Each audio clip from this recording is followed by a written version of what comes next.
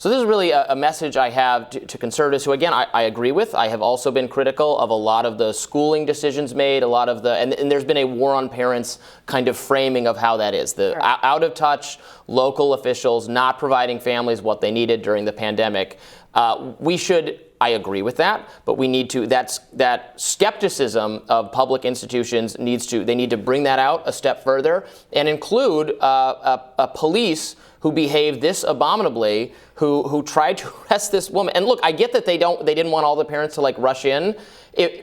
That's fine if they had a plan to do that. But the impulse to rush in is the correct one. It's what all the training suggests. It's what they trained for at this school 2 months ago. Yeah. All of the training says you can't negotiate with these types of people. You just rush in, and that's what you're supposed to do. And they waited and waited and waited while people were dying. The Border Patrol team says they were baffled. They were baffled. The Border Patrol team said we are baffled trying to figure out why they have us waiting. We are baffled as to why they're not doing anything. They were there. They arrived. The Border Patrol team arrived at 12 o'clock, between 12 o'clock and 12:10 p.m. with shields, tactical shields, ready to go in. And they said the police would not let them. So for an hour of pleading with them, they just decided, you know what, I'm going to override it and I'm going to go in and I'm going to go save whoever's left.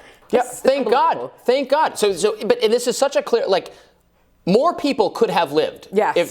I know we can say that now. Absolutely. There's enough information. Absolutely. They conceivably, if they'd gone in fast, I guess conceivably they could have even taken longer if the Border Patrol had not said to hell with this, we're going in.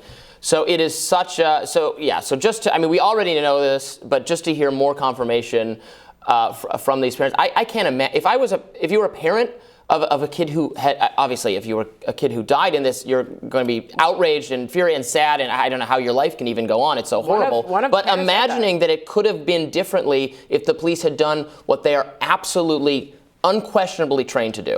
The reports say they received the children and the teachers that were hiding in the classroom called the police at least 6 times to come inside, and they wouldn't. And the little girl who made the call, who did not live, Maya, dad was outside, and they went to arrest the father. God. Yeah, it is, as someone who is extremely critical of the police, I spend my every day trying to explain to the police. I was shocked. I could not believe it was this bad. I'm like, no way. I wrote an op-ed for Teen Vogue, and even going into that about this, I'm like, there's absolutely no way when I put this, no way. There's no way that this is. This story has no bottom. It gets worse every time you realize it. The Border Patrol team says not only were they baffled as to why they wouldn't let them in, they said they also were baffled as to where the local SWAT team is, because they have one. They have a police department. They have their own. Probably had a marijuana bust to take care of or something like that. They said over 20 different law enforcement agencies responded, and the police at the Uvalde would not let them go in. Would not let them. The school resource officer wasn't there.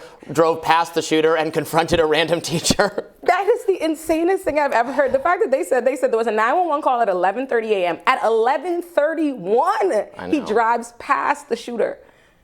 I know. I'm just like, why would you even tell us?